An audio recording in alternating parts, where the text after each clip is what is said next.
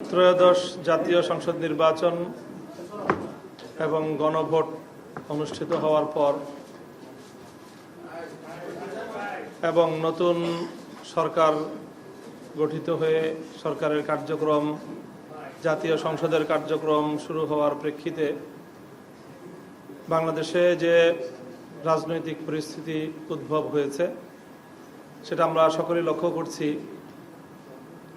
যে গণভোটের রায় বাংলাদেশের মানুষ প্রায় 70% মানুষ গণভোটের পক্ষে, হায়ের পক্ষে ভোট দিয়েছে।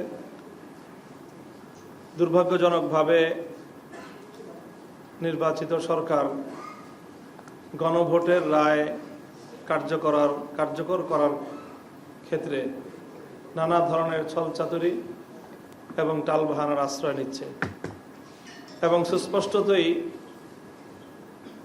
মানুষের ম্যান্ডেটকে তারা শুধু উপেক্ষা নয়, উপহাস এবং জনগণকে অপমানকর নানা ধরনের বক্তব্য জাতীয় সংসদের ভিতরে এবং বাইরে অব্যাহতভাবে তারা দিয়ে চলেছেন। বাংলাদেশের রাজনৈতিক এবং রাষ্ট্রীয় কাঠামোর যে আমূল সংস্কারের আকাঙ্ক্ষা নিয়ে জুলাই বিপ্লব হয়েছিল, হাজারো মানুষের রক্ত এবং জীবন, হাজার হাজার মানুষের পঙ্গুত্ব বরণের মধ্য দিয়ে ফ্যাসিবাদ বিরোধী, বৈষম্য বিরোধী যে আন্দোলন বাংলাদেশে পরিচালিত হয়েছে এবং সেই জুলাই অভ্যুত্থান পরবর্তী বাংলাদেশে যে জন আকাঙ্ক্ষা তৈরি হয়েছিল,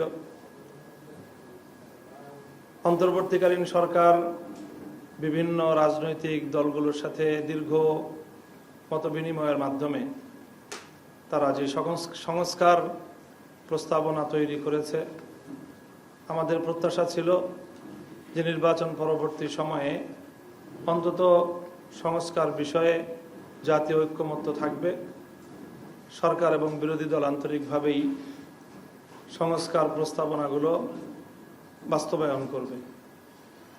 কিন্তু আমরা লক্ষ্য করছি যে 133টি অধ্যাদেশের মধ্যে জনগুরুত্বপূর্ণ নীতি নির্ধারণী এবং ফ্যাসিবাদ রোধের, বাংলাদেশের ভারসাম্যপূর্ণ রাজনৈতিক বন্দোবস্ত নিশ্চিত করার জন্য যেই গুরুত্বপূর্ণ অধ্যাদেশগুলো ছিল তার মধ্যে 20টি অধ্যাদেশকেই বর্তমান সরকার পাশ না করার সিদ্ধান্ত গ্রহণ করেছে, যেটি বাংলাদেশের মানুষকে মর্মাহত করেছে। সেই সাথে তারা গণভোটের 70% মানুষের যে মতামত সেটাকেও উপেক্ষা করার পথে এই সরকার হাঁটছে। দায়িত্বশীল বিরোধী দল হিসেবে 11 দলীয় ঐক্য এই পরিস্থিতিতে তারা নীরব থাকতে পারে না। এই জন্য আমরা জাতীয় সংসদে আমাদের সংসদ সদস্যবৃন্দ অব্যাহতভাবে সংস্কার বাস্তবায়ন করার জন্য, বিশেষ করে অন্তর্বর্তীকালীন সরকারের আমলে ঐক্যমত্য কমিশনে যে সকল প্রস্তাবনাগুলো গৃহীত হয়েছে এবং সেই আলোকে যে জুলাই সনদ হয়েছে এবং যে সকল অধ্যাদেশগুলো জারি হয়েছে সেই সকল অধ্যাদেশগুলো আইনে পরিণত করার জন্য দাবি জানিয়ে আসছে।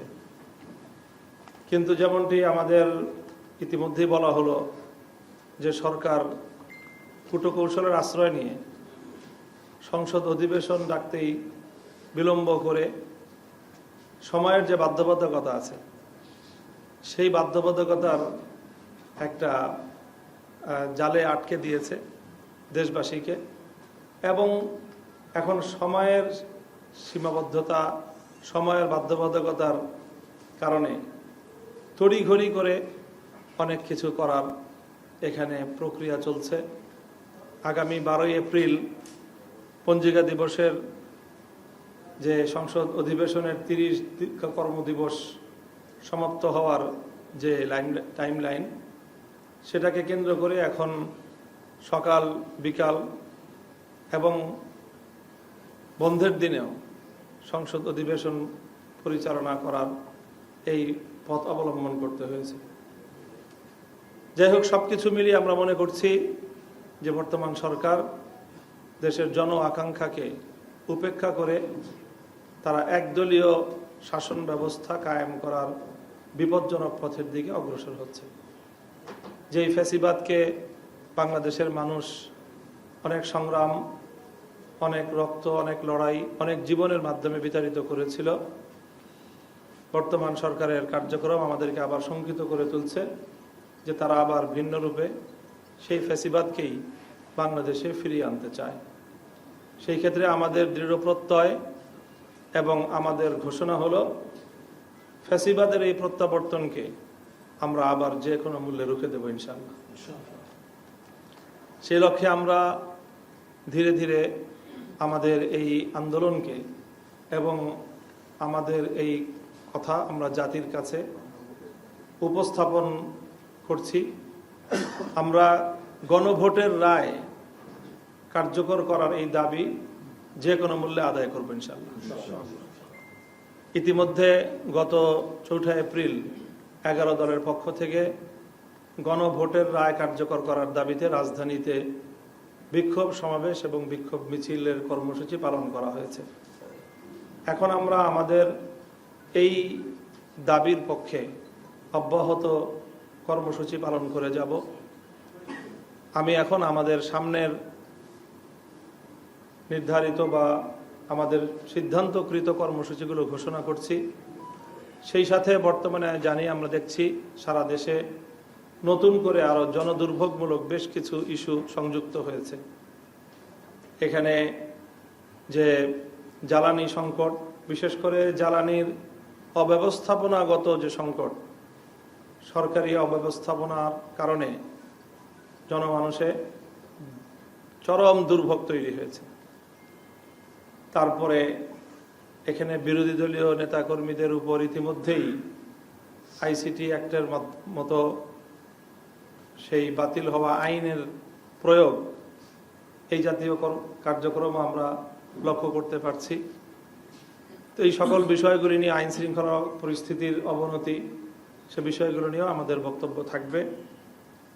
তো আমরা গণভোটের রায় কার্যকর করার যে আমাদের মুখ্য দাবি, সেই দাবির আদায়ের লক্ষ্যে আমাদের ধারাবাহিক কর্মসূচির আমরা ঘোষণা করছি। আমরা এই ব্যাপারে জনসচেতনতা তৈরি করার জন্য 11 দলের পক্ষ থেকে লিফলেট বিতরণ করা হবে। আগামী 9 এপ্রিল রাজধানীর শাহবাগে বিকাল 5টায় 11 দলীয় ঐক্যের কেন্দ্রীয় নেতৃবৃন্দ লিফলেট বিতরণ কর্মসূচির উদ্বোধন করবেন এবং 9 এপ্রিল থেকে সপ্তাহব্যাপী এই গণসংযোগ এবং লিফলেট বিতরণ কর্মসূচি দেশব্যাপী পালিত হবে। 9 এপ্রিল বিকাল 5টায় শাহবাগে গণসংযোগ এবং লিফলেট বিতরণ কর্মসূচির আনুষ্ঠানিক উদ্বোধন হবে। 11 এপ্রিল দেশের সকল মহানগরীগুলোতে এই দাবি আদায়ের লক্ষ্যে বিক্ষোভ কর্মসূচি পালিত হবে। 12 এপ্রিল সকল জেলায় বিক্ষোভ কর্মসূচি পালিত হবে। 13 এপ্রিল ঢাকায় ডিপ্লোমা ইঞ্জিনিয়ার্স ইনস্টিটিউশনের মুক্তিযোদ্ধা হলে জাতীয় সেমিনার হবে।